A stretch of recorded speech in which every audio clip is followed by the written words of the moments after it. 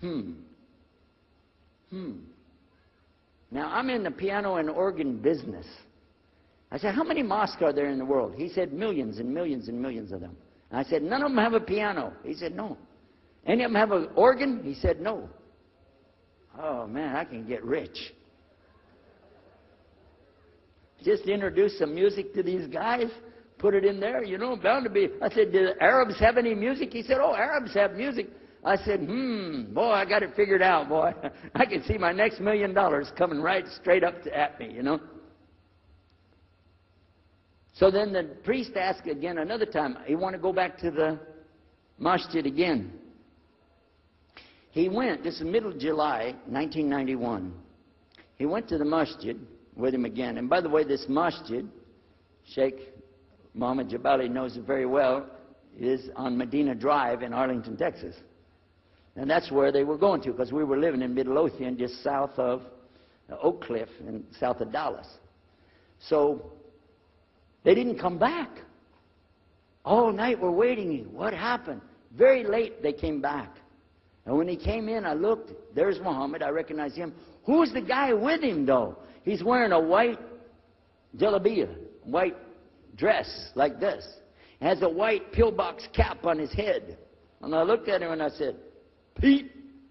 His name was Father Peter Jacobs, but we're not, Catholic, so I don't have to call him Father. I said, Pete, did you become a Muslim? He said, Ashhadu an la ilaha illallah, Ashhadu Muhammad Rasulullah. I said, oh my God. Now I used to have cameras like these cameras right here, because we had a television show called Estes Music Jamboree.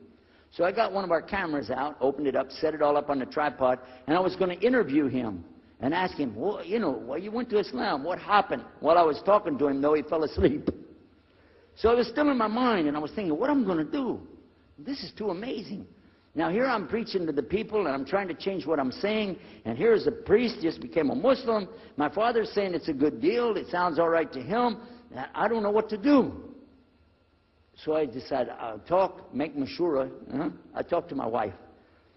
We have an apartment upstairs. We were in our apartment up there, and I'm telling her, oh, a priest became a Muslim today. What is that? And can you imagine what they were saying about the Quran and saying about this and so and so? All of a sudden, she said, I want to get a divorce. Oh, whoa. It's not the subject, but what happened? She said, no, all this talking about religion and talking about Islam, and so I can see. I said, oh, no. No problem here. No problem. I said, you thought no, I was just observing somebody else. No, I'm not interested. Trust me. I don't want to be with those Muslims. The last thing I want to do is be with a Muslim. No way. Just put your mind at ease. She said, I need a divorce. I said, where are we going with this again? What's the problem with that? What happened? She said, a Muslim can't be married to a Christian. I said, what? No, wait a minute. Hold on. I don't look at me. I'm telling you, I swear, I don't want to be a Muslim.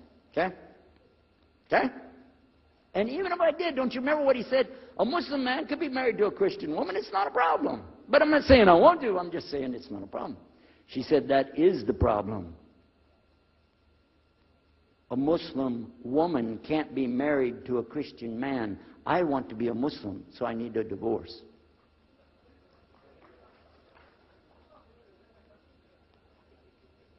I'll never forget, I was sitting right on the edge of the bed, just sitting there, and I almost fell over.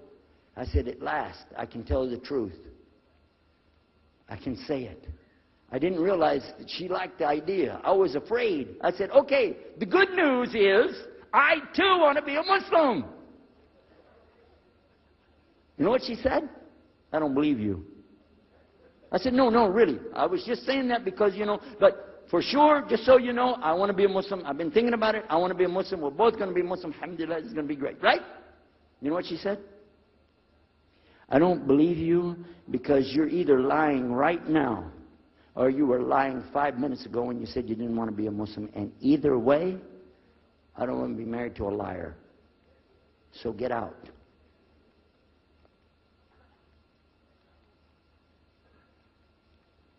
So I started leaving. I'm walking down the stairs of the apartment. I'm down to my father's part. I said, wait a minute. Where am I going to go?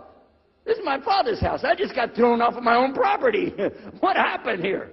So I went to get to Muhammad, and I woke him up. I said, come, you and me, we got to talk. Come with me. And we went outside the house, and we walked those country roads in Midlothian, Texas, until the time for the dawn, the sun to come up at dawn.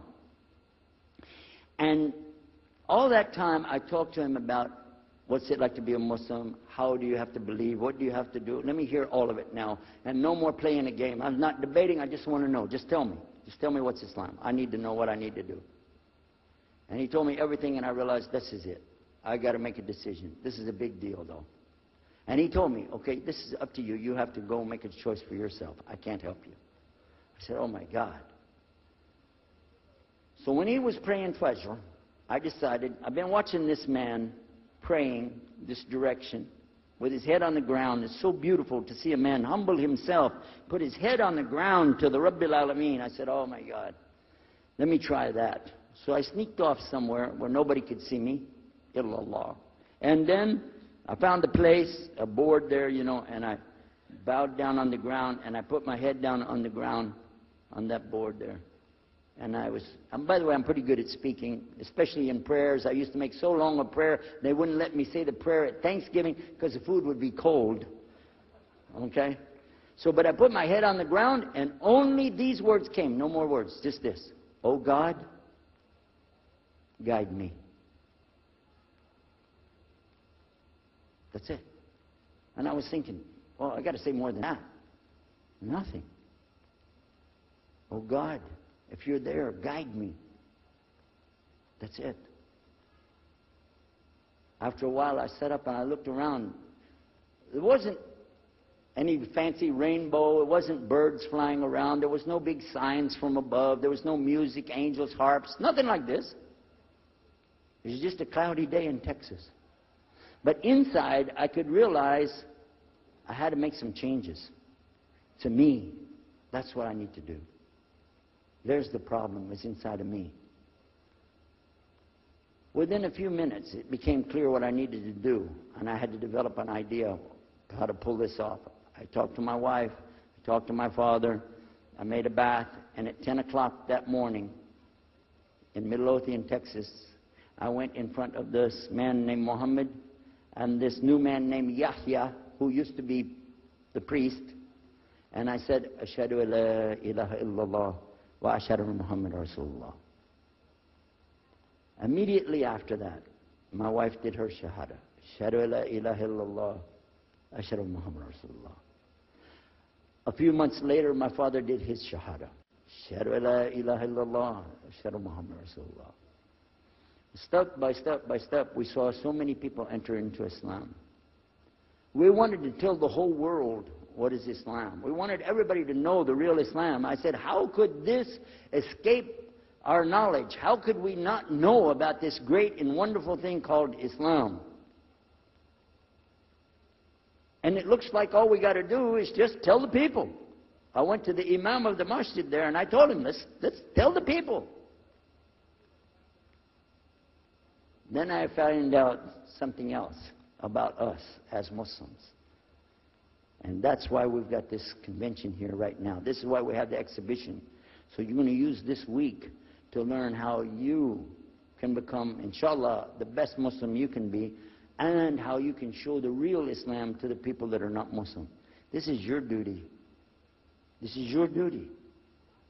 This is your language. This is your people. Just as it's my duty to give the message to my people and my language. And so the same way, it's your duty to give the message to your people. Allah will not ask you if they made shahada, but He will ask you if you delivered the message. Alhamdulillah, today, I can tell you with no doubt in my mind, we have seen thousands of people give shahada. Several hundred at a time. And I don't do it through debates. But I don't need to debate any Christian. I was a Christian. I am a Muslim. If you want, I can give you both sides. Easy. Okay? I'll play both parts. I'll be the Christian and tell you this, and then I'll be the Muslim and give the answer. And there won't be any argument. And I've done that so many times. And let me share one story with you before I end. I'm going to leave now. Inshallah. I was telling the brothers today that I was asked to give a talk in a church in Hagerstown, Maryland, just outside of Virginia. This was in 1999, and I went there and I gave a talk in the church on Sunday, because I know how to address the people. How many years was I a Christian? 50 years? I know what they want to hear. Get them ready, and they said, "Oh, wow, this is normal preaching." But then when I came to the part, La ilaha illallah, I stayed on La ilaha illallah until they said, "Yes, that makes sense, it makes sense." There was one old lady that she was saying yes. Afterwards she said, "Yes, but I just don't want to do it the way you're telling me." Okay? But guess what else happened? 2 people did shahada right there. Hello? In the church. In front of their preacher. They said, "Yes, we agree. We like this. We want to know more. And we say there's only one God to worship. Shahadu la ilaha illallah." In front of the preacher. And one of them was his daughter. I took them to the masjid, and they did shahada in the masjid that afternoon, a Sunday afternoon. And later, the boy, he married the girl. They're Muslims living there now. Now, let me ask you a question. If I would debate and argue with this preacher and made him look stupid, would he ever bring me back again? No. I'm going to ask you a question. If you were at a place and you saw somebody change their religion to another religion in the temple of that religion, and the father was the priest there, what would you think? Is that man ever going to call me again? Do you think he'd call me again? 3 months later, he called me again. Come back again. We really enjoyed it so much. I said, "How's your daughter doing?" I want to remind him, see what he's going to say. He said, "Well, she's doing fine. She likes Islam. It's very nice and lovely. She treats us so good. You know, we're amazed at her personality. We love you guys. Could you please come back again?" And I did, alhamdulillah. So I'm just showing you that it's not guidance from me, not guidance from you. It's guidance from Allah. Allah guides whom He wills. Whom He wills. So we ask Allah to guide me, all of us, and all the people. And whoever He guides, they'll be fine. But whoever Allah doesn't guide, they got a problem. Serious problem. Our job here with this exhibition of peace, vision of Islam, is to do one thing: communicate the true message. If the people don't want it, that's your choice. That's their choice. You don't have to take it. But it's our responsibility in putting this on, all the scholars that are here, it's their responsibility to tell us what's the truth in Islam and let us see for ourselves. And that's what we're going to try to do through this week. So I need you guys to listen to me. You have to participate. Your side of it. Your side of it is to show up every day. And your side of it is to bring other people. I want you to look at all that blue plastic. Look at the blue plastic back there. You see that blue plastic? The next time we come up here, I don't want to see blue plastic.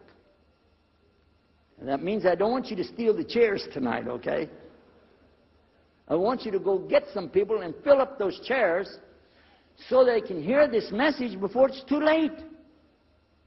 Because if that man from Cairo, Egypt, had not taken the time to spend 3 months of working slowly, carefully, nurturing myself, my wife, my father, my daughters. They also became Muslim, by the way. I forgot to mention that part.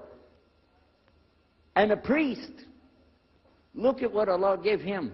And from all the people that we gave Shahada, this man in Egypt is taking the reward for that, even now. Even now. I'm not saying you'll give a Yusuf Estes the Shahada, but I'm saying Allah will give you the reward according to what you're trying to do. Please don't leave this place tonight and forget what you heard here. Please carry this with you.